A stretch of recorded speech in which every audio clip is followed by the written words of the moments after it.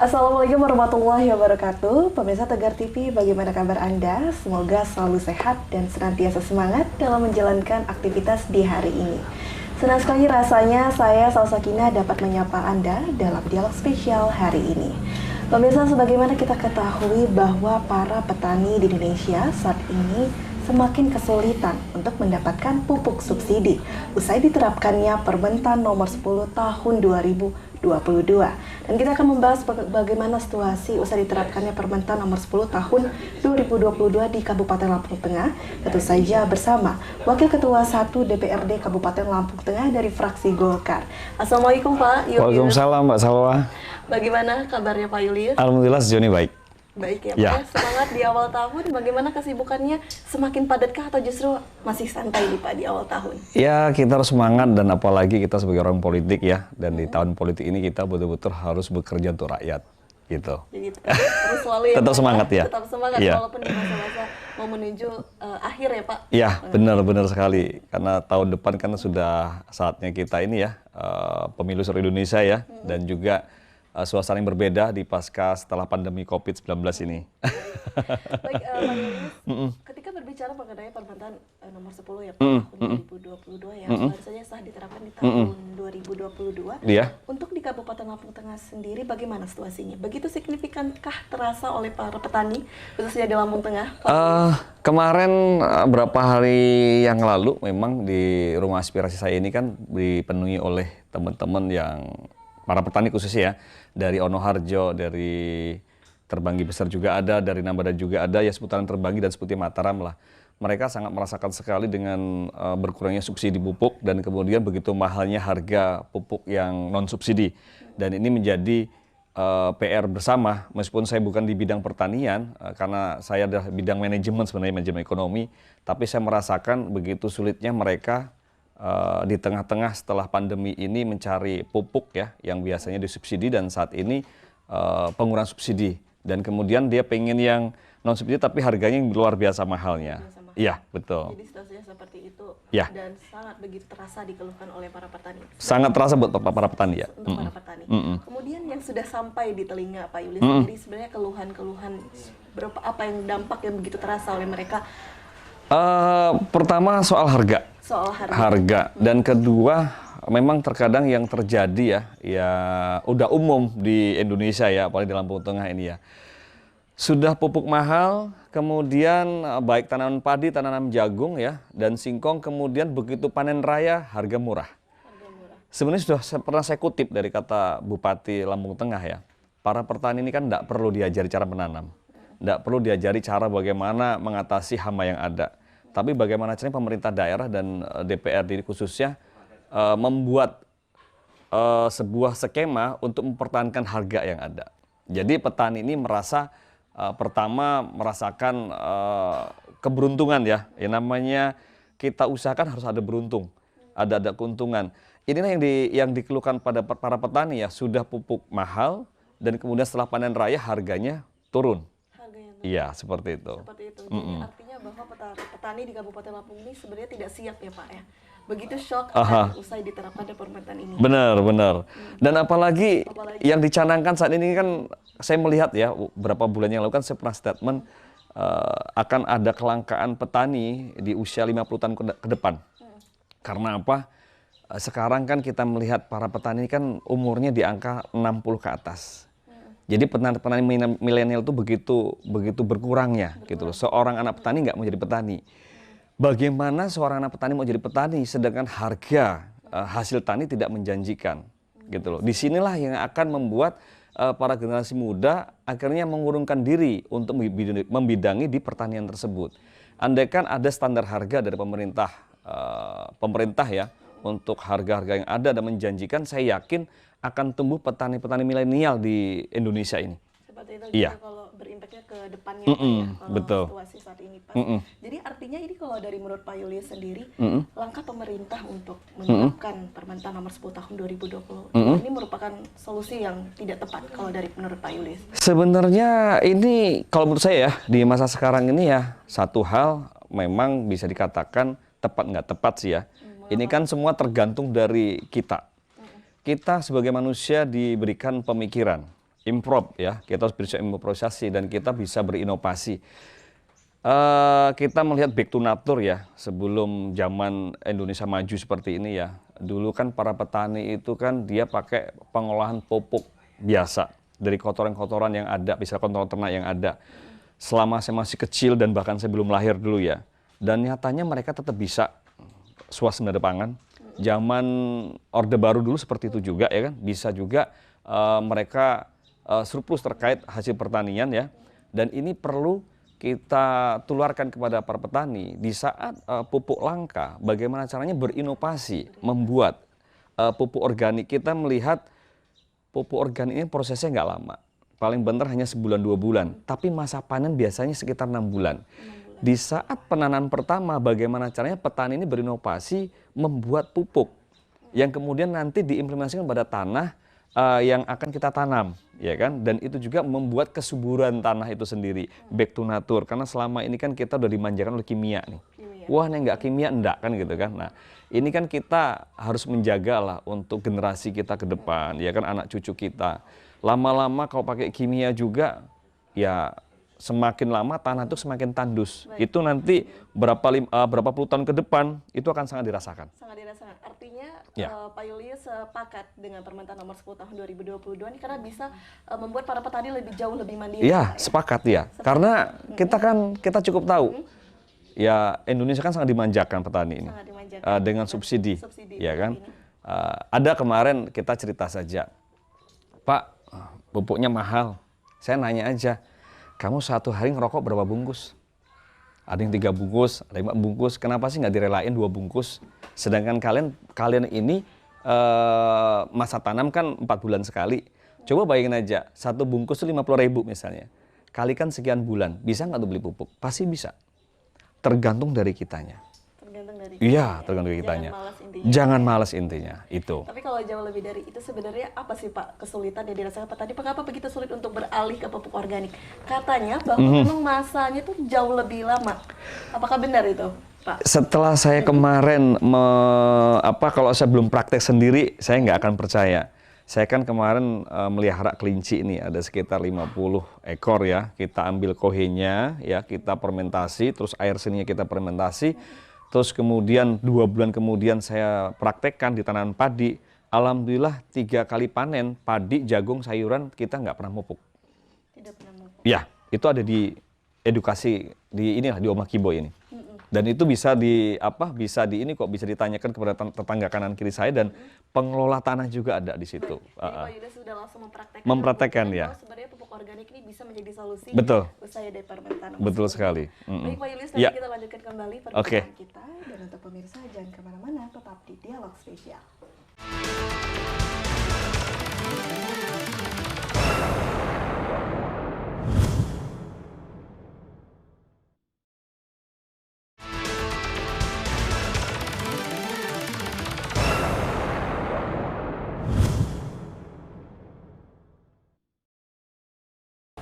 Terima kasih pemirsa, Anda kembali menyaksikan Dialog Spesial dan kita masih membahas mengenai Permentan nomor 10 tahun 2022 bersama Pak Julius Hedi Yap. Susanto.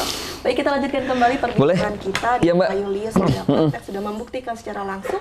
Kemudian bagaimana respon para petani di Kabupaten Lampung Tengah? Ya, Sudah banyak yang mulai mengikuti bahwa Seben- sebenarnya organik ini bisa menyelesaikan masalah Permentan nomor 10 ini, Pak. memang sangat sulit ya memberikan edukasi kepada petani ya untuk kembali ke masa lalu ya. Mungkin satu, namanya pupuk organik itu tidak praktis, kurang praktis. Yang kedua, prosesnya memang lumayan agak lama ya, dan 3, capek. Sebenarnya itu gratis ya sebenarnya. Saya kemarin juga pernah minta kok yang punya ternak sapi. Bahkan 1 pickup itu suruh ngambil berapa kali ya, karena mau kita olah juga ya. Kan ini kan saya punya gagasan ingin ngolah saya sebut namanya mutiara hitam ya. Yang kemarin sudah ke Magelang, yang saya akan implementasikan ke masyarakat Lampung Tengah kalau mereka berminat. Dan inilah bisa mendorong ekonomi di pasca COVID-19 ini, khususnya buat generasi muda. Dan alhamdulillah ini ada salah satu warga, kebetulan tinggal di Karangendah juga, mereka mau menerapkan ini dan alhamdulillah mereka sudah buat mesin ya kan, dan sudah berjalan ini penggilingan kohe kambing yang difermentasi kemudian sudah dipasarkan ke beberapa tempat lokasi, dan mungkin nanti kita bisa meninjau ke sana bagaimana prosesnya. Dan juga memang saya ini banyak binaan kelompok ternak ya. Inilah tujuan saya kenapa saya memperbanyak kelompok ternak ya. Tujuan saya adalah saya ambil kotorannya. Setelah saya ambil kotorannya kita fermentasi, yang kemudian kita berikan informasikan kepada petani gitu loh. Supaya para petani ini betul-betul bisa mau dan kembali ke back to nature zaman dulu dan tidak tergantung oleh kimia. Boleh saja mereka pakai kimia, tidak masalah, itu memang hak dari setiap petani ya. Tapi alangkah baiknya bukan melulu kimia untuk tanah itu, karena tanah itu juga butuh vitamin, butuh peremajaan. Dan kita melihat, saya buktikan sendiri di edukasi di Omah Kibau saya ini, bahwasanya bisa dibedakan kelenturan tanah dengan kelenturan tanah yang pakai organik sama kelenturan tanah yang pakai kimia. Karena ini satu bukti Mbak kemarin, waktu saya bajak nih ya, Bapak yang bajak ini bilang, saya belum pernah bilang nama dia kan, loh Pak ini jenis tanahnya beda nih, loh kenapa? Dia adem, ini pasti nggak pakai kimia. Oh saya bilang memang benar Pak, saya bilang gitu kan, bedanya apa Pak? Cuman kalau yang saya bajak yang pakai kimia Mas, itu ininya terasa panas di kaki. Di situ kan bisa kita rasakan nih bedanya ya. Lah disinilah bahayanya pupuk kimia kalau kita jangka panjang ya kan, nanti kasihan anak cucu kita nanti ke depannya. Dan ini betul-betul ayo para petani kita kembali ke back to nature ya, kita manfaatkan limbah lingkungan yang ada supaya lebih bermanfaat untuk anak cucu kita. Iya. Dan itu inovasinya memang langsung digagas oleh Pak Yulius ya. Iya, betul. Luar biasa. Dan itu, inovasi tersebut sudah muncul apa karena usaha diterapkannya fermentan atau sudah jauh dari? Jauh sebelum Jauh diterapkan permentan nomor 10 ini, jauh-jauh sebelum itu. Karena kita melihat ya, kesulitan pupuk dan kelangkaan pupuk kan bukan hanya ini saja. Sebelum permentan 10 pun bertahun-tahun sebelumnya memang sudah ada. Dan saya kadang katakan makanya itu, petani kan cukup jelas nih, pupuk kadang susah dan mahal. Ya, ayo sih kita berinovasi. Misalnya kita punya satu petak ya kan, satunya punya 2 petak, satunya punya 3 petak. Kita manfaatkan lingkungan kotoran kotoran ternak yang ada di sekitar kita. Saya yakin kok manfaatnya luar biasa itu. Manfaatnya luar Iya. biasa. Dan yang sudah mengikuti jejak Pak Yulius ini sudah terbina berapa kelompok nih Pak? Kelompok ternak kita ada sekitar 21 kelompok ternak ya. 21. Kalau KWT saya baru membina sekitar 2 kelompok KWT. 2 kelompok. Iya, Oke, iya. Hal ini juga menjadi salah satu solusi juga. Saya ingin tahu sebelum kita banyak membahas mengenai inovasi Pak Yulius, untuk kebijakan yang ada di Kabupaten Lampung Tengah sendiri bagaimana sih Pak usai diterapkannya fermentan ini? Karena tentu pasti banyak juga para petani yang atau justru tidak ada yang demo terkait fermentan, atau justru ada madem saja yang ada di Kabupaten Lampung Tengah dibandingkan daerah lainnya Pak. Saya lihat kalau para petani itu nerimo ya. Nerima saja. Iya, nerimo saja. Di Lampung Tengah nerimo saja, tapi mereka mengeluh. Ya mengeluhnya kepada kita sebagai anggota DPR, sebagai wakil rakyat ya. Dan namanya kita juga kan kita kan tidak bisa berikan solusi yang baik. Karena ini kan sudah kewenangan dari pusat, dan pupuk ini kan bertahun-tahun dari dulu memang kewenangan dari pusat. Baik dari subsidi, baik dari kelangkaan pupuk ya kan, dan sudah terjadi berulang-ulang. Nah, untuk itu kami hanya bisa memberikan solusi, ayo kita kembali ke organik nih, gitu kan. Karena dengan begini bisa penghematan yang luar biasa kalau kita rasakan ya. Yang penting kita menambah tenaga untuk memproses kotoran ternak itu menjadi pupuk yang betul-betul bisa bermanfaat buat yang kita tanam gitu. Oke, baik. Jadi memang harus jauh lebih ekstra ya Pak. Betul ya. Ini merupakan solusi yang bagus juga untuk bisa para petani jauh lebih mandiri. Mungkin butuh proses ya Pak. Butuh proses ya, butuh proses. Untuk itulah kita melihat, ya sudah saya katakan tadi, karena kita sudah dimanjakan oleh instan ya. Dengan kita beli pupuk selesai, gitu kan, tanah subur, tanaman subur ya kan, tapi tidak memperhitungkan tanahnya yang lama-lama akan rapuh kan gitu kan. Dan juga dari segi cost juga lebih mahal kalau kita pakai kimia kan gitu kan. Setidaknya Dengan kita mau berinovasi dengan pupuk organik, yang tadinya kimia itu 5 sak misalnya kan, itu nanti kan bisa menjadi 2 sak. Yang lainnya ditompang oleh pupuk organik. Nah, ini kan perpaduan yang bagus sebetulnya. Yang permajaan tanah juga saat ada, ya kan. Jadi keseimbangan ekosistem tanah tuh tercipta. Iya. Banyak sekali keunggulan ya. Kemudian kalau untuk risiko kegagalan tidak akan ditemui juga ya Pak kalau jika menggunakan pupuk organik? Sejauh ini kemarin saya ke Magelang itu kan saya melihat tanaman ya, tanaman baik dari cabai, baik dari terong, baik dari pare, pokoknya sayur-sayuran ya khususnya, itu baik-baik saja, so far so good ya, karena kita ini sebelum memberikan kepada petani kan kita harus melihat penelitian dulu. Saya sampai ke Magelang ke desa Subukan ya, kecamatan Dukun itu, saya melihat seperti apa prosesnya, bagaimana hasilnya. Oh berarti ini hasilnya, saya tanya ke petaninya, memang benar ini memang hasil produk dari Mas Ajis ya namanya ya, kohe kambing ya, yang sudah difermentasi. Oh ternyata bagus. Dari awal sampai panen ternyata bagus. Dari situlah saya percaya kan gitu kan, karena sudah ada bukti. Mari kita bawa ke Lampung Tengah kan gitu kan. Iya. Waktu untuk bisa menghilangkan mental block ya para Betul, petani. Jangan betul. takut tuh mulai menggunakan Iya, pupuk organik. jangan takut menggunakan pupuk organik. Yang penting kalau kita mau semangat, saya yakin pasti bisa. Baik, Pak Yulis, nanti kita lanjutkan Ya, kembali spesial boleh. mengenai inovasi yang Siap. sudah Pak Yulis lakukan. Oke. Dan untuk pemirsa jangan kemana-mana, tetap di Dialog Spesial.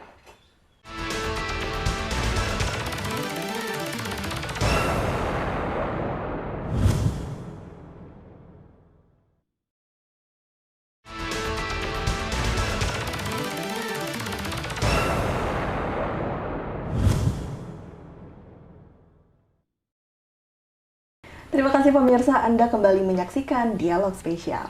Baik, Pak, Ya, kita Mbak lanjutkan Salwa. kembali mengenai inovasi. Tadi sudah ada kelompok binaan ya Pak, Ya, untuk kelompok ternak. Ya. Dan sudah sekitar berapa Pak yang sudah ada?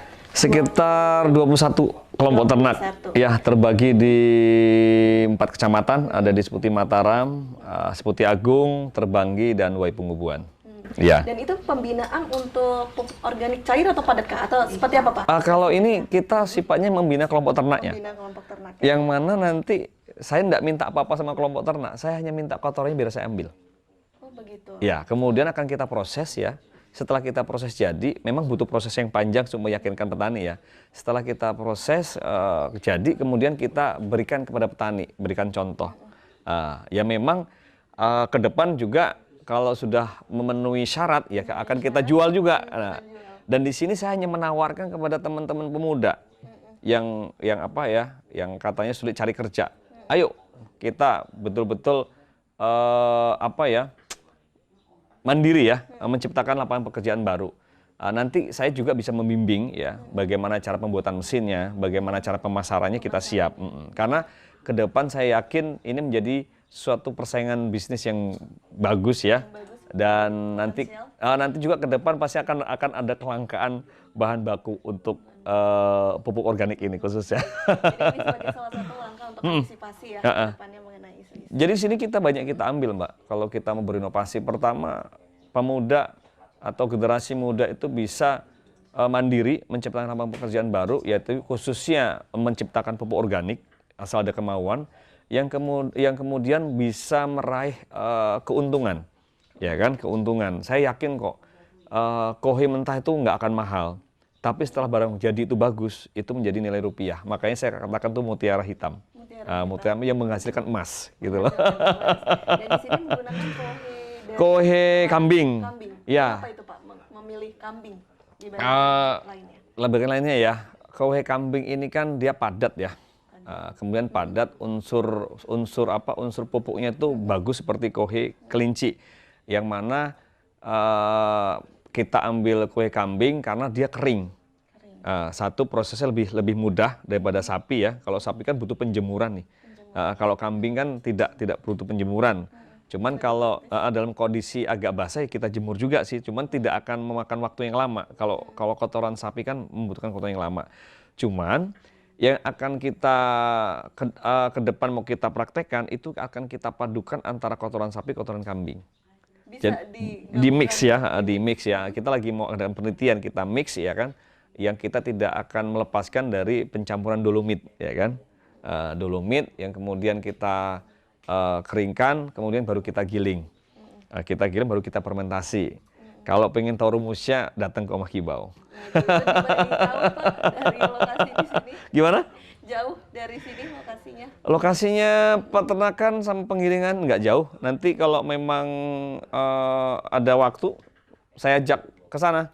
Kita melihat secara langsung bagaimana proses ngambil kohenya, bagaimana orang beternak, kelompok itu beternak ya, mengasih makan kambing segala macam. Kita ambil kohenya, kita proses menjadi pupuk yang lembut ya.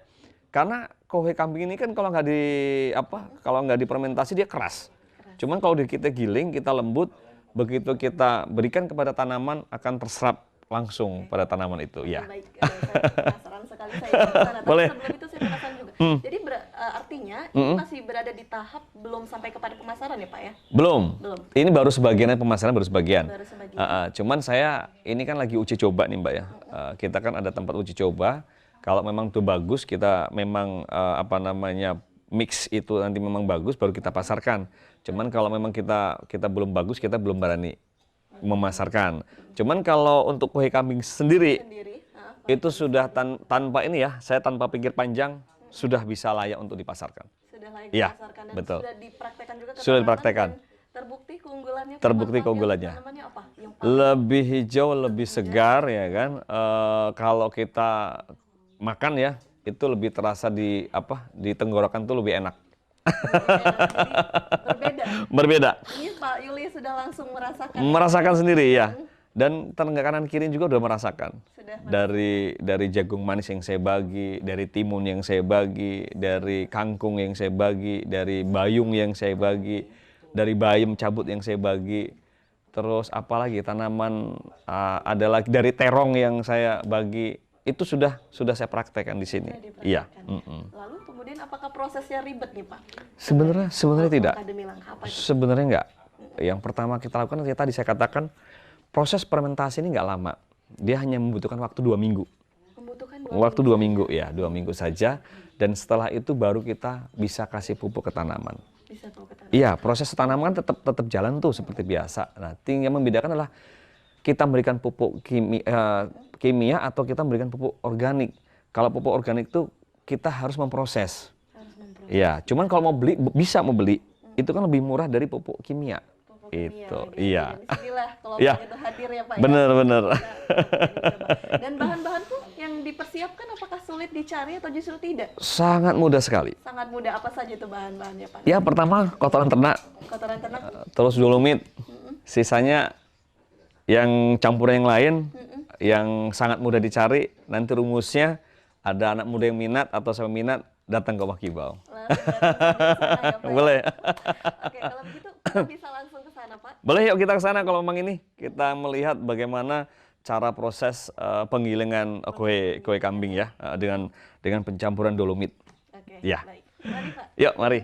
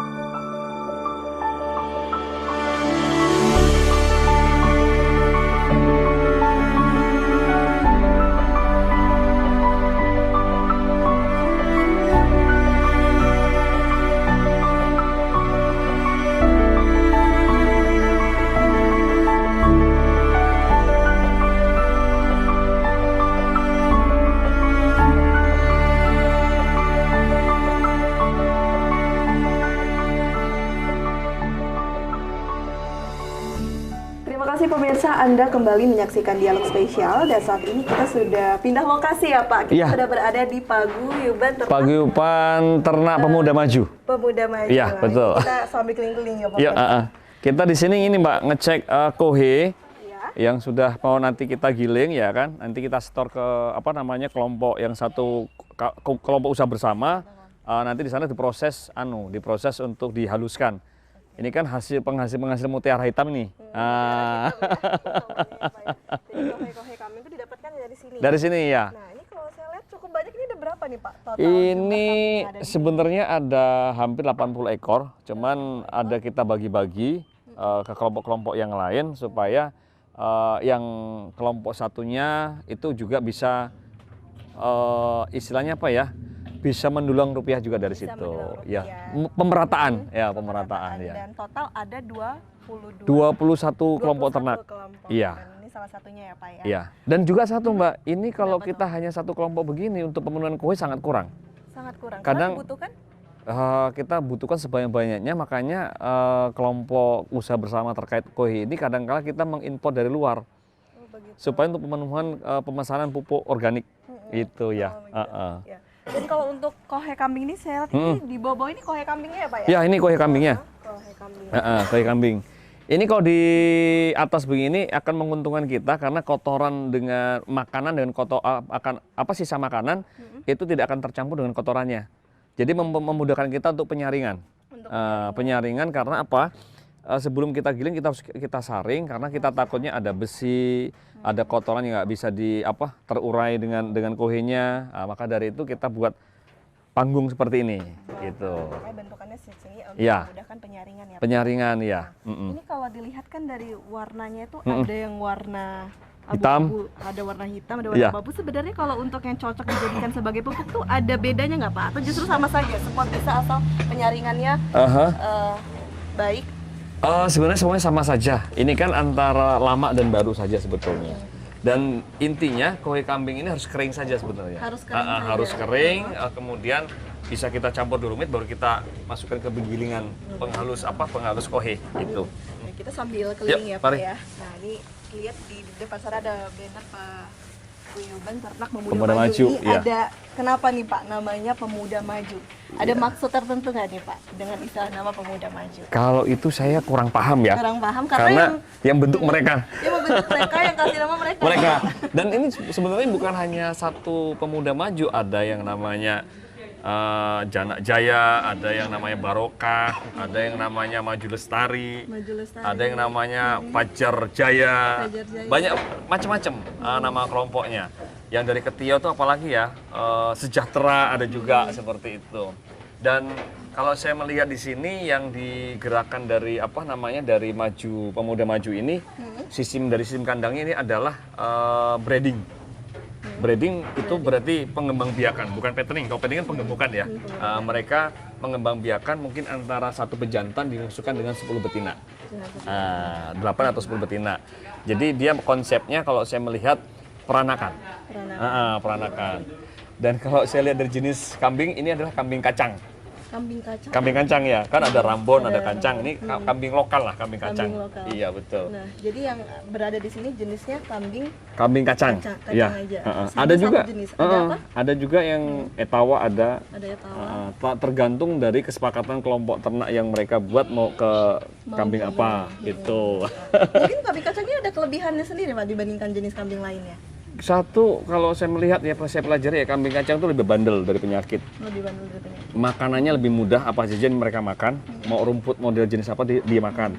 Dan juga jarang, kalau kata orang kan masuk angin ya, mereka jarang masuk angin. Jarang masuk Iya. angin. Dan jarang juga batuk pilek dia jarang. Oke, jadi Lebih secara tahan. lebih tahan Dari lebih tahan terhadap- segala cuaca. Iya. Kemudian makan juga bisa makan Lebih mudah ya kan. Karena kemarin saya ajarkan sistem fermentasi. Jadi mereka tuh paling banter merumput tuh sekitar 2 hari, kemudian dicopot, digiling, kemudian dimasukkan di dalam drum yang namanya fermentasi atau silase. Itu bisa untuk keperluan 1 bulan. untuk keperluan. Dari 10 drum yang ada. Oke, 10 drum ada. Iya. Jadi di sini yang kita manfaatkan itu kohenya ya Pak? Kohenya, Kotorannya. kohenya ya. Hanya itu fokus saja kami atau Nggak, justru ada fokus justru lainnya juga? justru peranakannya yang kita ini, cuman daripada ini tidak terpakai, saya kan makanya berinovasi seperti yang di Magelang ya. Saya manfaatkan untuk apa namanya, untuk menginspirasi para petani di tengah-tengah pupuk yang langka, yang dan mahal kan gitu kan. Oke, Itu. menarik. Kalau gitu kita coba Boleh? ke yang ke depan lagi ya Boleh. Pak. Nah, kohe kambing ini bisa setiap hari berarti? Wah, Dapatnya atau setiap hari. atau berapa banyak Pak? Setiap hari satu hari pernah kita praktekkan dengan kapasitas 35 kambing ini bisa hampir 3 karung. Bisa sampai 3 kali? 3 karung ya, dari 35 kambing ini. Dari ujung sampai ujung. Itu pernah kita ini, kan kita bersihkan dulu, pagi kita bersihkan, siang kita bersihkan, sore kita bersihkan. Karena kambing ini sebenarnya nggak pernah berhenti makan dia. Ya, benar-benar Selagi dikasih makan, dimakan terus Jadi ya. kan selalu ada kohenya Pak. Tapi Bener. pertanyaannya kalau misalnya kambingnya sakit, kena penyakit, itu mau berpengaruh nggak tuh Pak dengan kohe yang dihasilkan? Sebenarnya dengan kohnya tidak berpengaruh. Mungkin yang berpengaruh di saat dia mencret. Kalau mencret kita punya ini ya, punya punya ramuan. Biasanya saya kasih kunyit, tak suruh kasih kunyit sama gula merah, yang mana di blender jadi satu, kasih air dikit, diperas, kemudian diminumkan kepada kambing. Kalau mencret ada lagi, itu obatnya ya. Cuman kalau memang dia nafsu makannya kurang, kita pakai temulawak. Pakai temulawak. Kalau pilek dan batuk kita cukup satu pakai obat ini, obat ultraflu. Bisa untuk kambing. Bisa, iya bisa. Oke, jadi tidak ada masalah ya Pak untuk kohenya terlepas dari kambingnya terkena penyakit atau tidak. Iya, tidak ada masalah. Dan yang dibutuhkan juga bisa sebanyak-banyaknya. Betul, untuk betul. diolah. Betul. Kalau gitu ada di sini untuk pengolahannya Pak? Pengolahan Kohe kambingnya? ini ada di kampung kita juga. Ada di kampung. Cuman dengan RT yang berbeda. RT yang berbeda. Nah, nanti habis ini saya ajak ke sana biar bisa ngelihat. Sebelum kita bawa sana biasanya kita jemur seperti itu. Saya jemur, setelah saya jemur kemudian kita masuk karung, kita bawa ke sana. Oke. Itu ya. Oke, kalau begitu kita lihat dulu yang dijemur ya Pak, Oke, baru kita yuk. ke lokasi. Siap. Dan untuk pemirsa jangan kemana-mana, tetapi dialog spesial.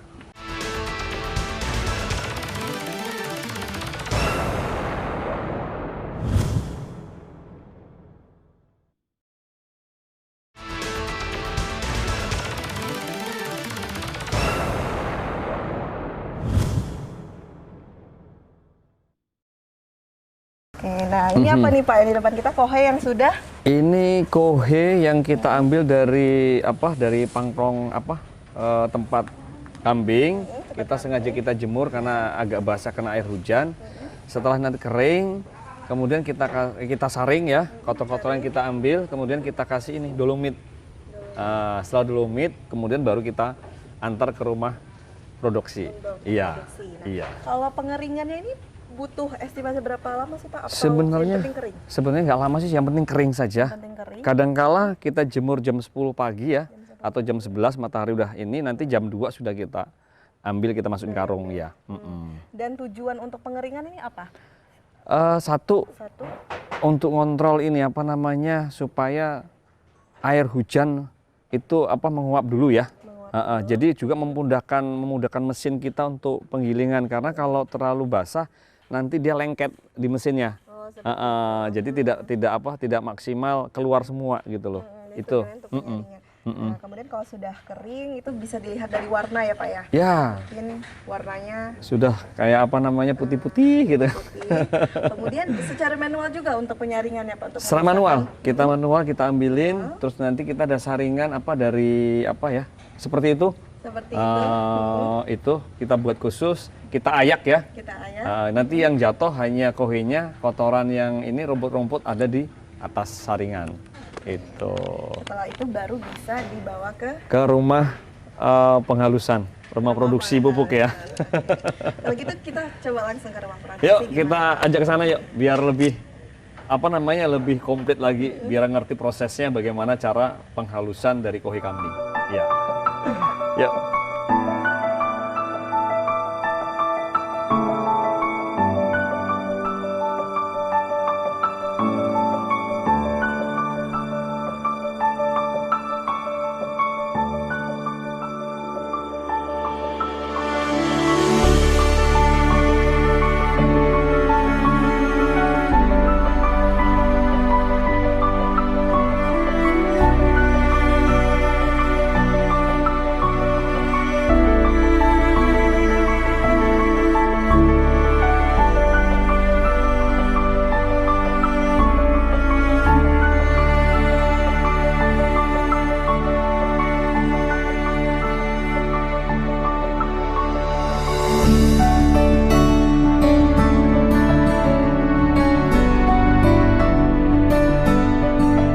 Ya. Nah, ini kita udah di mana nih Pak? Ini lokasinya tempat produksi dari kohe kambing yang kita kita fermentasi kemudian kita giling.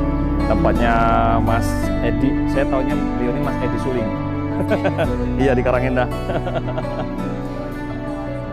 Langsung sana. Kita lihat ini yuk cara gilingnya yuk. Boleh Pak, kita Ini kan bahannya udah jadi nih. Udah jadi. Saya mau tahu bener nih Pak proses demi Proses. prosesnya. Ayo. Ya. Nih penggilingannya. Halo Mas Edi. Sehat? Sehat Pak.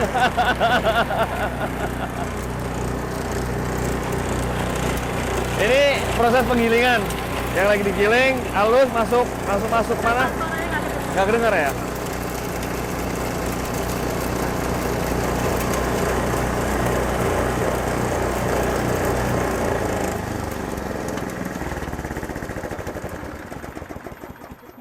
Nah, ini tempat proses fermentasi yang diinisiator oleh Mas Edi Suling. Saya kenal beliau Mas Edi Suling, yang mana dikasih dolomit, ya kan, kemudian digiling masuk karung. Lah beliau inilah Mas Edi. Assalamualaikum Mas Edi. Waalaikumsalam. Mas Edi nih, sebelum saya tanya tentang Ya. proses demi proses akhirnya kohe kambing ini menjadi pupuk organik, saya mau tahu dulu sih Mas Edi, ini sebagai inisiator ya Pak Yunis ya? Iya. Kenapa akhirnya bisa tercetus bisa memanfaatkan kohe kambing menjadi pupuk organik? Ceritanya gimana sih? Yang pertama kita ngantisipasi untuk harga pupuk ya Mbak ya. Untuk mengantisipasi Untuk pupuk kimia itu kan kata masyarakat tetangga itu kan satu mahal itu yang non subsidi, dan yang kedua kan kita punya inspirasi itu pertama dari tetangga. Jadi dia punya kambing, habis itu dari kohi kambing itu langsung dipupuk kan gitu, jadi nggak pecah. Nggak pecah. Gitu. Jadi saya punya inisiatif gimana kalau kita giling biar nggak ada kendala nanti kalau waktu itu pemupukan. Soalnya ini kalau belum digiling bisa 2 tahun nggak pecah Mbak. Oh begitu. Itu ya nggak pecah. Makanya kita bikin gilingan, kita giling supaya apa? Supaya nanti untuk petani itu kalau mau yang membutuhkan itu biar nggak pecah kan gitu, Biar nggak pecah. biar nggak hanyut kalau kena hujan. Jadi gitu. inovasinya itu dari penggilingan itu ya, Iya, kan? dari Agar tidak penggilingan. pecah tujuannya. Iya. Nah ini kalau dari mesin penggilingan ini dari mana nih, dukungan atau justru masih Pribadi buat sendiri. pribadi? Iya. Ini Iya, luar kita buat biasa sendiri. sekali Mas Edi. Ini Iya. berarti hasil Karya. Iya. original dari Mas Edi ya Cuma Mas. sederhana aja Mbak. Oke. Sederhana. Jadi kalau proses demi proses ini gimana nih Mas Edi? Yang Kohe pertama kambing, kita jemur. jemur. Kita jemur, habis itu kita ayak, kita pengayakan kan gitu. Untuk dibuang sampah-sampahnya kayak apa itu, kayak pohon apa itu, batang-batang singkong itu, Batu. kayak batu, kayak apa itu paku, gitu kan gitu. Itu kita pilih, kita ayak gitu. Habis itu sebelum giling kita pakai dolomit. Pakai dolomit. Nah, pakai dolomit itu tujuannya apa sih Pak Yulis? Mungkin untuk menstabilkan ini ya kandungan-kandungan yang ada di kohe itu. Iya. Oke. Kan untuk penetral ini ya, penetral apa? pH. Penetral pH-nya. Netral Iya. pH ya Mas Edi. Nah setelah dikasih dolomit, kemudian apa lagi Mas Edi? Ya kita giling. Kemudian langsung digiling, langsung kita pakai karung. Nah jadinya seperti itu. Seperti itu. Jadinya seperti itu. Oke. Kalau gitu bisa langsung kita praktek nih, nggak, biar pemirsa langsung tahu nih proses demi proses secara real nih Mas Edi. Iya. Langsung aja ya kita masukin ke mesin Penggilingan. Oke, boleh kita lihat. Yuk. Langsung kita lihat.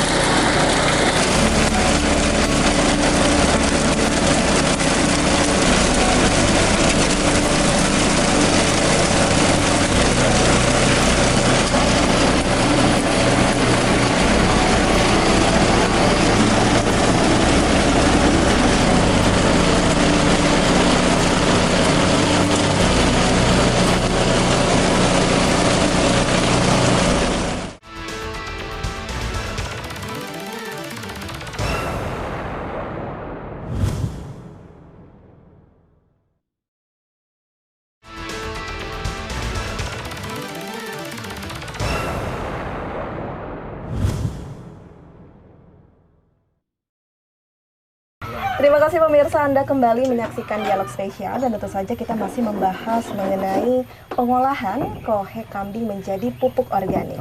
Baik, Pak Mas Edi, sampai terus kita lanjutkan kembali. Jadi setelah sudah digiling, kemudian bentuknya tadi sudah bentuk taburan ya? Iya, tabur Kemudian padat. selanjutnya apa nih, Mas Edi? Sudah bisa siap dipasarkan atau belum? Masih ada tahap lagi? Ya, langsung kita pasarkan. Langsung dipasarkan. Langsung kita pasarkan. Kita jahit dulu, kita timbang kan gitu. Timbang. Baru kita pasarkan. Dan sejauh ini pemasaran kemana aja nih Mas Edi? Untuk Ya, pupuk khususnya organik? Lampung Tengah. Khususnya Lampung Tengah seperti Mataram, seperti Surabaya, Bandar Surabaya, Kota Bumi, Waikanan. Sudah, ya alhamdulillah udah masuk. Alhamdulillah sudah masuk. Iya. Dan permintaannya tinggi Mas Edi di tengah-tengah isu yang setelah diterapkan permentan nomor 10 ini tinggi permintaannya. Iya, permintaan alhamdulillah udah lumayan, Mbak. Alhamdulillah lumayan Gitu. ya Pak Yulis Iya, ya. lumayan. Di Lampung Tengah. Iya, khususnya untuk Lampung Tengah. Khususnya Lampung Iya. Tengah. Tapi kalau di Kabupaten Lampung Tengah kan Pak Yulis ini juga sebagai Wakil Ketua 1, ada nggak Pak bentuk dukungan dari pemerintah untuk terhadap hal ini agar terus petani itu mau menggunakan pupuk organik membuat sendiri, ada tidak Pak? Ya, dengan adanya seperti ini kan tercetus kita untuk selalu mendukung gerakan yang diambil dengan Mas Edi ini. Dan karena ke depan kalau saya yakin ya pupuk organik ini akan dicari oleh petani. Akan dicari. Dan kalau hanya satu cuma satu yang mengelola ini akan kewalahan ke depan. Makanya kita akan bentuk kerjasama bagaimana yang terbaik, menciptakan hal yang baik supaya bisa memenuhi kebutuhan pupuk organik untuk yang di Lampung Tengah khususnya. Lampung Iya. Tengah. Dan kalau dari Mas Edi sendiri ada kendala yang dirasakan Mas Edi agar pemerintah atau bisa juga bisa mendengar langsung nih?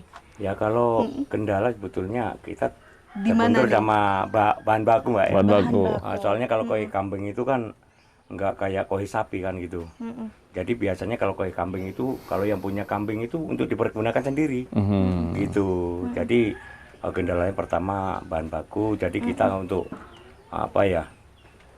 untuk mengantisipasi itu kita kan nanam orang. Artinya kita untuk teman, sahabat gitu kan kita upayakan untuk yang nyari kan gitu.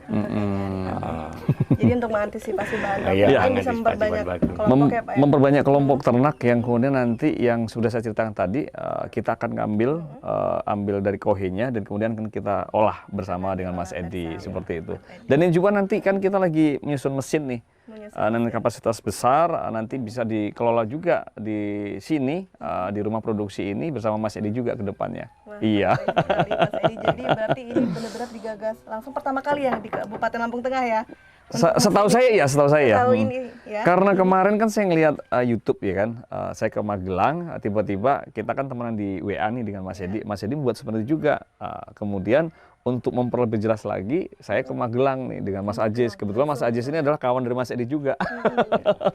Biar sinkron apa saja yang dibutuhkan di dalam pupuk organik ini. Kan itu ada elemen-elemen yang lain ya, baik dari E4-nya, baik dari emolase sendiri, baik dari yang putih-putih itu, dolomitnya gitu seperti itu. Jadi biar lebih sempurna lagi dan petani juga tidak kecewa dengan produk yang ada gitu. Iya. Oke, menarik sekali. Terakhir mungkin ingin saya tanyakan, rencana ke depan bagaimana nih Pak Yulius? Selanjutnya akan ada inovasi apa nih Pak Yulius bersama teman-teman? Mas Kita akan buat kelompok usaha bersama, Akan yang mana nanti kita buat rumah produksi. Saya akan membuat rumah kayak rumah kaca ya. Sebenarnya bukan rumah kaca sih, rumah yang ada dari dari plastik UV, yang di saat kendala hujan begini penjemuran tetap berjalan. Cuman itu butuh proses, butuh waktu ya kan. Dengan KUB nanti sudah kita perhatikan, dapat bantuan pemerintah ya tentunya dari dana hibah ya untuk menciptakan itu. Yang kemudian mungkin semoga nanti dari kecamatan Dapil lain ya bisa meniru seperti ini untuk pemenuhan ini ya pupuk organik yang ada di Lampung Tengah. Itu. Kemudian apakah terus selalu memanfaatkan kohoi kambing ataukah nanti akan ada memanfaatkan kohoi dari ternak lainnya? Nah, ini kemarin sudah ngobrol sama Mas Edi ini. Apa itu, Pak? Akan mix antara kotoran sapi mau kita coba juga dengan kotoran kambing mau kita coba juga, karena peternak kita kan banyak nih, baik dari sapi maupun dari kambing ya kan. Cuman memang nanti akan kita bahas lebih lanjut dengan Mas Edi lah, fermentasi pupuk yang berguna untuk masyarakat, yang tentunya mutiara hitam ini bisa mendulang rupiah di tengah-tengah setelah pasca pandemi Covid ini Mas ya.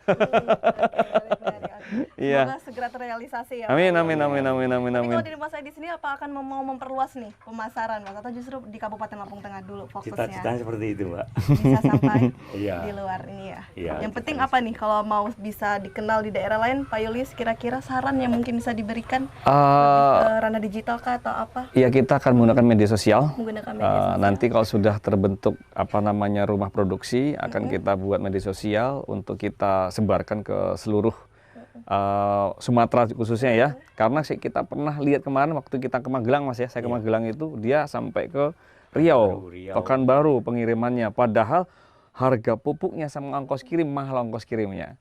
Kalau nanti Pekanbaru nih bisa ngambil di sini, ya kan apa namanya tidak mahal lagi ongkos kirimnya. Jadi lebih penghematan lagi buat orang-orang teman-teman yang ada di Pekanbaru, petani sawit khususnya. Semoga terrealisasi segera ya. Amin, amin. Semakin banyak kelompok tani peternak yang ada di Lampung Tengah. Amin. Saya ingin tanya juga nih ke Mas Edi. Berarti setelah diterapkannya Permentan nomor 10 tahun 2022 ini termasuk setuju ya Pak agar petani jauh lebih mandiri dengan menggunakan pupuk organik. Sepakat atau tidak? Setuju ya, Pak? Sangat setuju. Baik, terima kasih Mas Edi. Pak Julius, tidak terasa kita sudah di penghujung acara. Mungkin Pak Julius sebagai Wakil Ketua DPR 1 ya, Lampung Tengah, bisa memberikan closing statement untuk pemirsa yang ada di rumah. Ya, buat masyarakat Lampung Tengah khususnya, saya selaku Wakil Ketua DPRD Lampung Tengah, tetap semangat buat para petani, buat pengusaha. Dan kita contoh saat ini adalah Mas Edi berinovasi menciptakan pupuk organik di tengah-tengah sulitnya pupuk subsidi dan mahalnya pupuk non subsidi. Mari kita contoh ke depannya supaya juga pengolahan tanah itu kembali normal, dan kalau dibiasakan dengan pupuk kimia, kasihan anak cucu kita ke depan. Tetap semangat. Tetap semangat. Ya. Baik, terima kasih Pak Julius dan Pak Edi. Semoga sehat selalu. Amin, amin, amin, amin, amin. Dan tidak lupa saya ucapkan terima kasih juga untuk pemirsa yang ada di rumah. Semoga masyarakat dan seluruh kelompok petani yang ada di Kabupaten Lampung Tengah dapat terus selalu mau berusaha untuk menghasilkan produk pupuk organik sendiri, karena akan jauh lebih menekan biaya dari segi produksi serta tidak akan mencemari lingkungan dan mengurangi reduksi yang berdampak negatif bagi lingkungan. Saya Salsakina, wakil kru yang bertugas pamit undur diri. Wassalamualaikum warahmatullahi wabarakatuh. Sampai jumpa.